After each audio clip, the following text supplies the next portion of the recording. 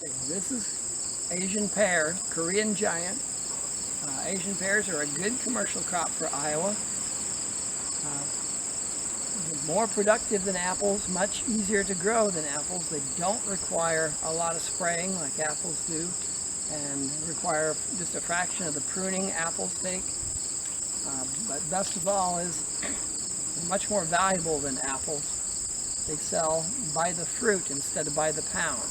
And typically the prices for Asian pears at retail level will range from $1.50 to $8.50 per fruit.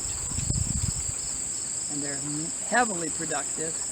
In fact, one of the biggest limitations of Asian pears is the fruit needs to be thinned heavily by hand, or the fruit will be undersized and underflavored. This is an example of a Korean giant pear that did not get thinned, and you can see the fruit load on it is really heavy, and the fruit size is a little bit smaller than it should be. Another important thing about Asian pears is you need to select varieties that are resistant to fire blight. Many Asian pears are highly susceptible to fire blight, and it will kill them.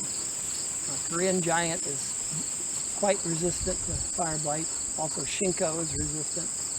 And Surrey and Suli Asian pears are resistant to fire blight, but many of the other varieties are highly susceptible.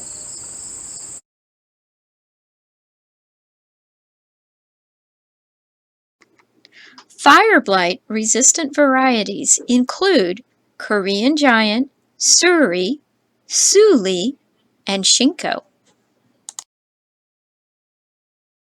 This is Nagasaki Asian pear. In my opinion, it's the best flavored, but this is one I do not recommend for Iowa because it is fire blight susceptible.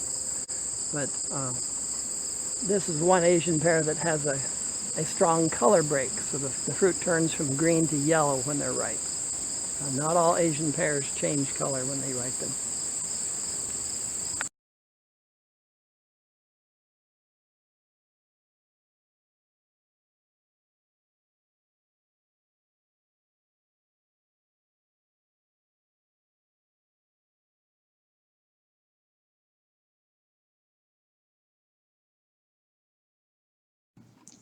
Here's how you tell if an Asian pear is ripe.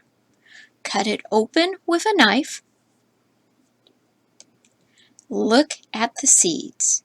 If the seeds are dark brown, then the pear is ripe.